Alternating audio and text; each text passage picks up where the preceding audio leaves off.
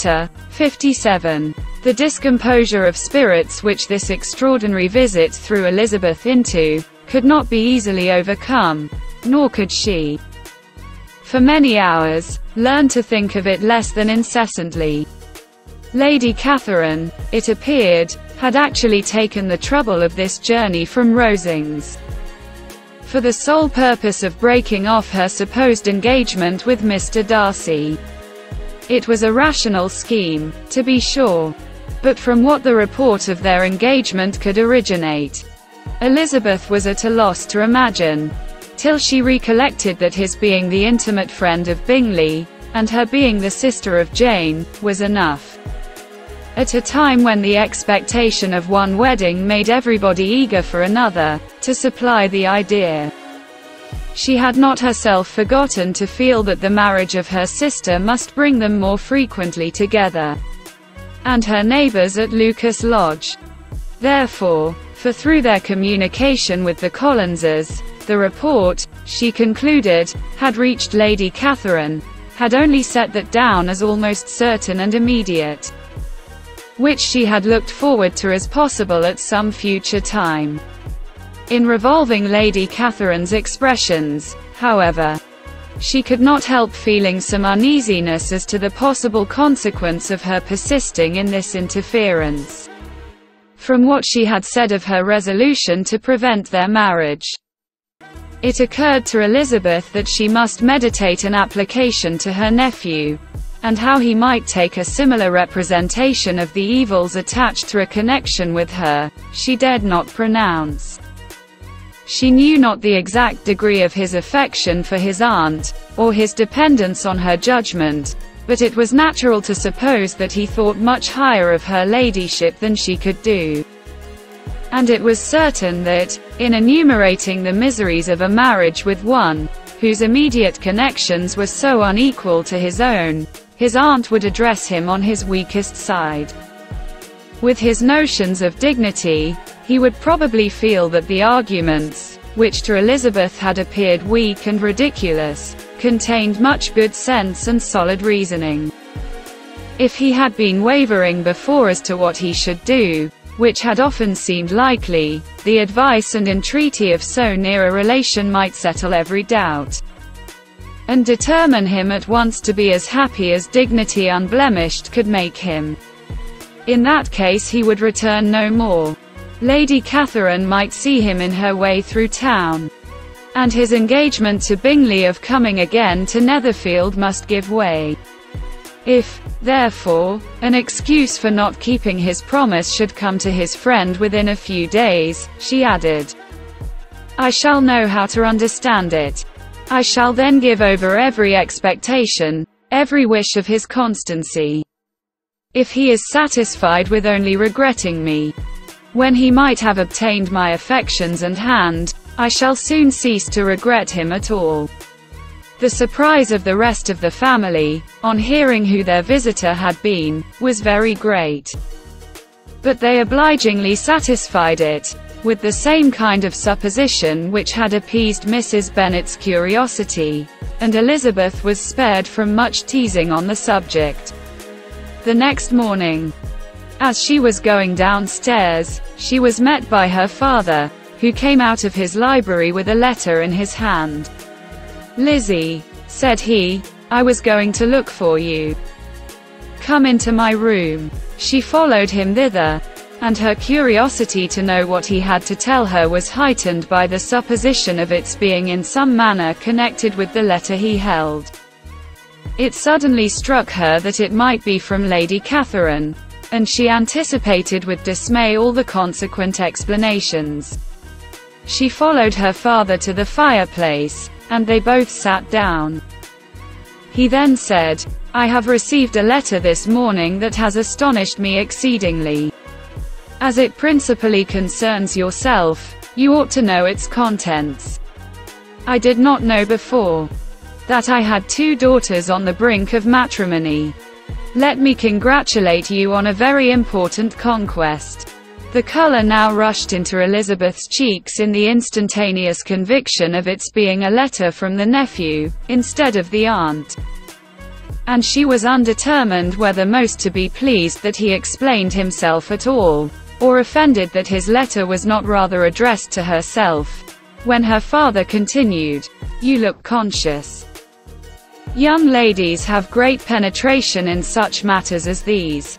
But I think I may defy even your sagacity, to discover the name of your admirer. This letter is from Mr. Collins.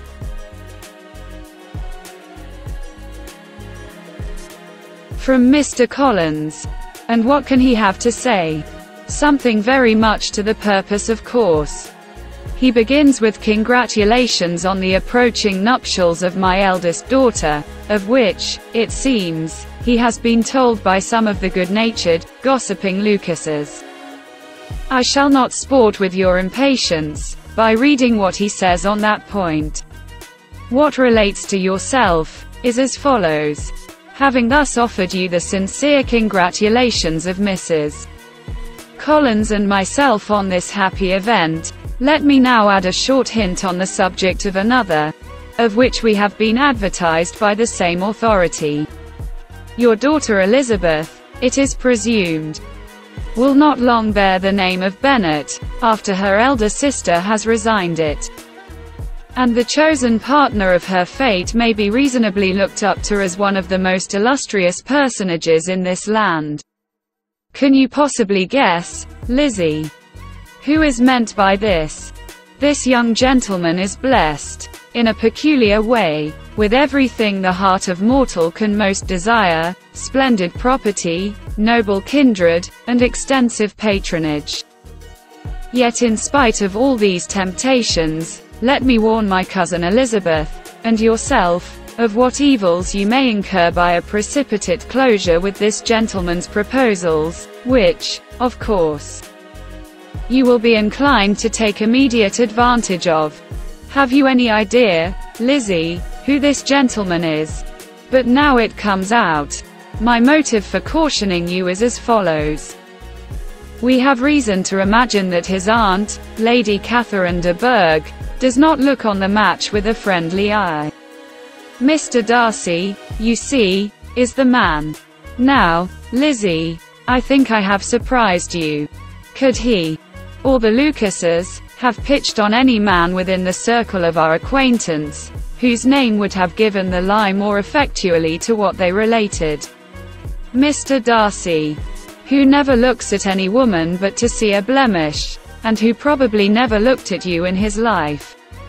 It is admirable. Elizabeth tried to join in her father's pleasantry, but could only force one most reluctant smile. Never had his wit been directed in a manner so little agreeable to her. Are you not diverted? Oh, yes.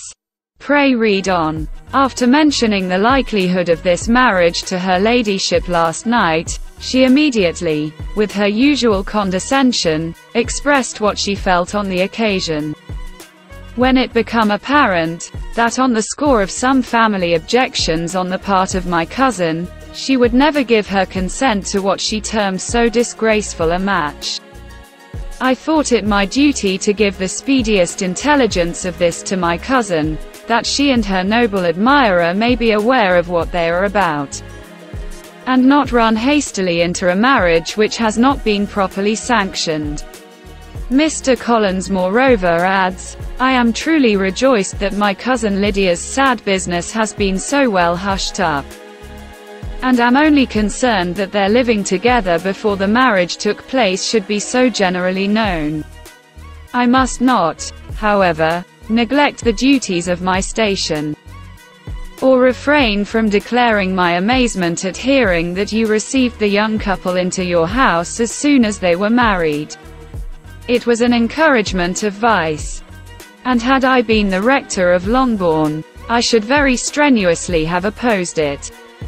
You ought certainly to forgive them, as a Christian, but never to admit them in your sight, or allow their names to be mentioned in your hearing. That is his notion of Christian forgiveness. The rest of his letter is only about his dear Charlotte's situation, and his expectation of a young olive branch.